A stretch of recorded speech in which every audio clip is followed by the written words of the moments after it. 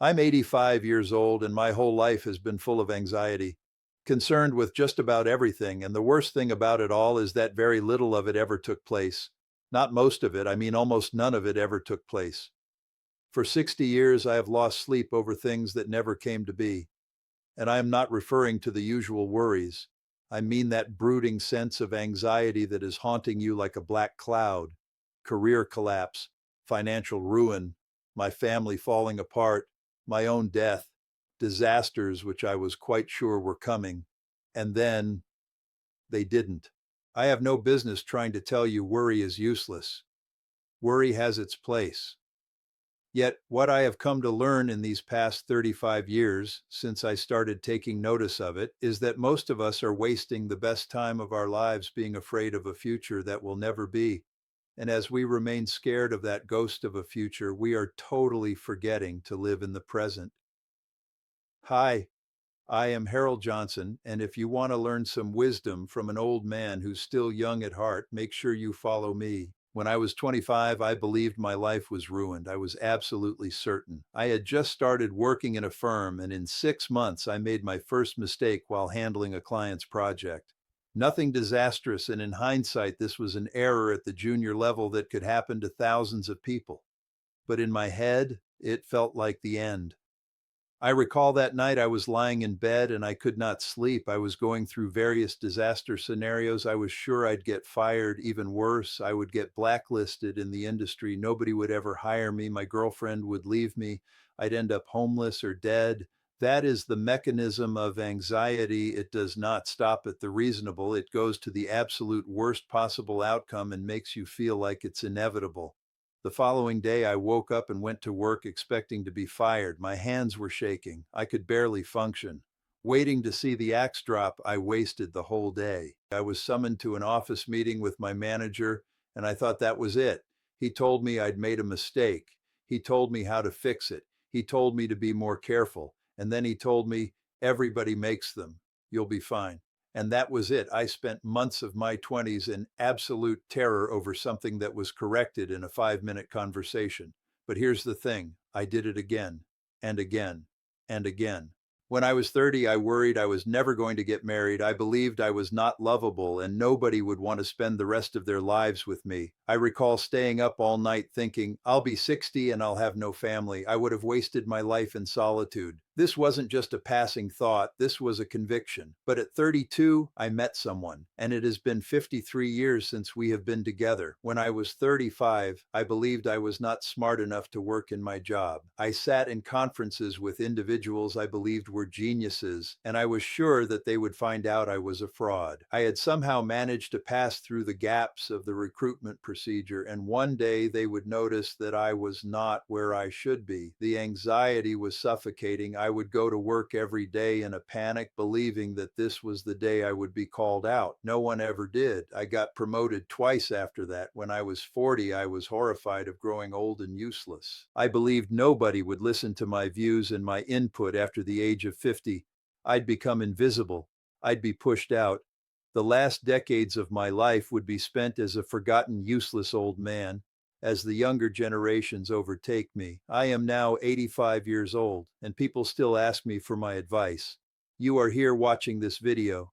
That's enough proof. But here's what I want you to understand.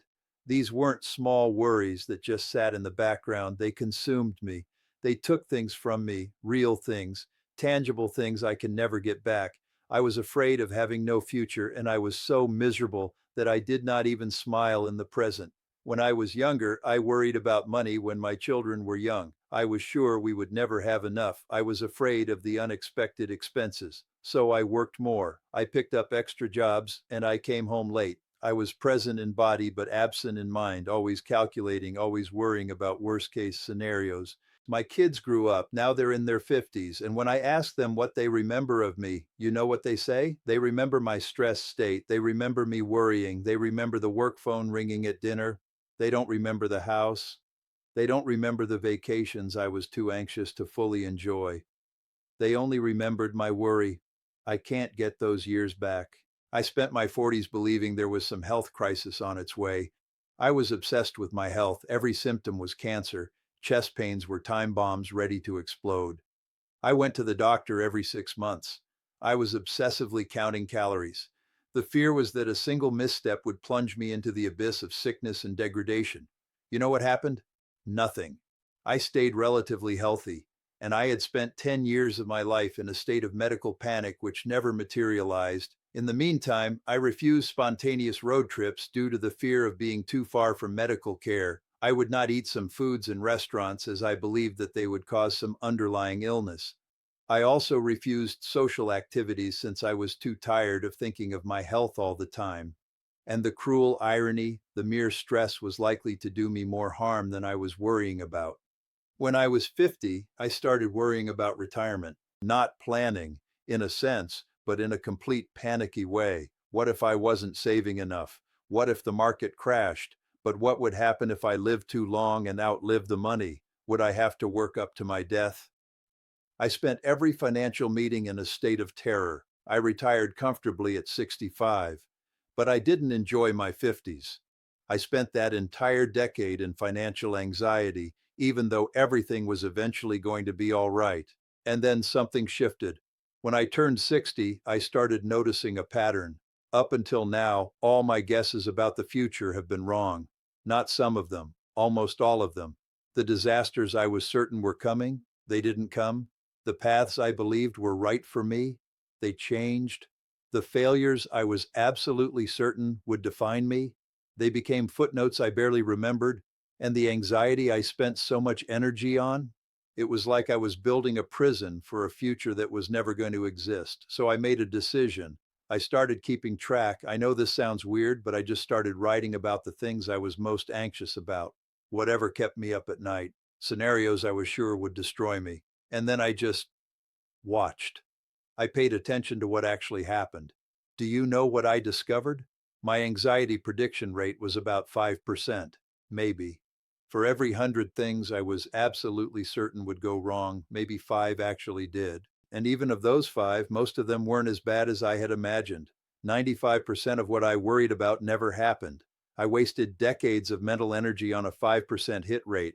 I sacrificed actual joy, real moments with people I loved just to prevent outcomes that had a 95% chance of never occurring. That's when I started to get angry. I started to get angry at myself. At the time, I'd stolen from my own life. For the years I spent worrying about bad things that never happened. I'm 85 now, and I see this everywhere. I see young people in their 20s and 30s absolutely paralyzed by anxiety about a future that hasn't happened. I see someone in their first job convinced they're about to be fired, so they work 70 hours a week, burning themselves out, missing their kids' childhoods, all to prevent an outcome that has almost no chance of happening. I see people in their 30s not dating at all because they're convinced they'll be rejected, so they stay alone, missing a decade of possible connection to prevent a rejection that, even if it happens, is not that bad. I see people not pursuing their passions because they're so sure they'll fail, so they spend their lives doing work that makes them miserable, all to avoid an outcome that statistically won't happen anyway. I see people not taking risks because they're anxious about the worst case scenario, so they choose the safe path, and then at my age, that's their regret. Not that they tried and failed, but that they were so afraid of failing that they never tried at all. Here's what I wish I could tell the world. You are not protecting yourself when you worry. You're just torturing yourself in advance. The things you're worrying about, the career disaster that you are sure is bound to happen, the rejection that will destroy you, the financial crisis that's just around the corner, the relationship that's doomed to fail, statistically, they're not going to happen. And if they do, you'll survive it and you'll be fine. But what is definitely going to happen if you keep living in a state of anxiety is that you're going to waste this moment right now, this day, this year, this actual precious life that you're trading for fiction. I'm not saying don't plan. I'm not saying don't be prudent. I'm not saying ignore genuine risks or don't prepare for real possibilities. I'm not saying anxiety is useless, but I am saying that most of us are operating with a fundamental misunderstanding of what anxiety actually is. We think it's protective. We think it's warning us about real danger. We think that if we just worry hard enough, we can prevent bad things from happening. That's not how reality works. Do I want to spend this moment in a state of anxiety about a thing with 5% probability of happening? Or do I want to be present for something that's actually happening right now? Most of the time, the choice became obvious. Let me tell you what I've learned. Worrying is a way of waiting. You're waiting for the disaster. You're waiting for the collapse. You're waiting for the moment when everything falls apart. And so you're constantly bracing yourself. You're never fully here. You're always partially there in that catastrophic future you're anticipating. But that future doesn't exist. It's a story you're telling yourself. It's a prediction that has a 95% chance of being completely wrong. And while you're telling yourself that story, you're missing the actual story, the one that's happening right now. I've buried 3 friends in the last 5 years. All 3 of them were people I'd known since my 20s. All 3 of them died younger than I expected. And you know what every single one of their families said? They wished they'd spent more time together. They wished they hadn't let small conflicts get in the way. They wished they hadn't saved the important conversations for someday. They wished they'd taken the trip they'd been talking about. They wished they'd been present instead of anxious. None of them said they wished they'd worried more about the future, because here's the truth that nobody wants to admit: you are going to die, and so is everyone you love. And none of the worry you do now is going to change that. None of the anxiety you carry is going to make you safer. It's just going to make you less alive while you're here. You want to know what's different about being 85? It's not that you suddenly become fearless. I still get anxious. I still have moments where my mind goes to worst case scenarios. But it's like I'm watching anxiety from a distance now, like it's a weather pattern passing through and I'm not so identified with it anymore. I can feel the fear rising and I can choose not to believe it. I can feel the what ifs forming and I can choose not to build a story around them. I have maybe 5, 10, 15 more years if I'm lucky. I'm not going to spend them the way I spent the first 60. I'm not going to trade the actual for the imaginary. I'm not going to sacrifice the present because of anxiety about the future. And here's what I wish I could do: go back and talk to my 30-year-old self. I'd say, stop. Stop worrying. Stop running through bad scenarios in your head. Stop assuming that anxiety is evidence of something real. It's not. It's just your brain being overprotective. The things you're terrified about, 95% of them won't happen. The 5% that do, you'll handle it. You always do. But the moments you're losing right now, the people you're not fully present with, the joy you're not allowing yourself to feel because you're too busy being afraid of the future, those moments are actually gone. Those people won't be young forever. That time is irreplaceable. Stop waiting for the disaster that probably won't come. Start living the life that's actually happening. If you're young right now, and by young, I mean under 60, you're living in the same fog I lived in. You're probably anxious about something. You're probably running through disaster scenarios. You're probably convincing yourself that one wrong move will trigger a cascade of failures. And I'm here to tell you, stop. You're wrong. Your anxiety is wrong. Your prediction is wrong. I'm not telling you to ignore genuine risks. I'm not telling you to be reckless, but I am telling you to stop treating your anxiety like it's a truth teller, because it's not. It's a liar. It's a catastrophe prediction machine that gets it wrong 95% of the time. So here's what I want you to do. First, write down the biggest thing you're anxious about right now, the thing that's keeping you up at night, the disaster you're convinced is coming. Write it down. Second, ask yourself these 3 questions. What's the actual probability this happens? What's the actual impact if it does?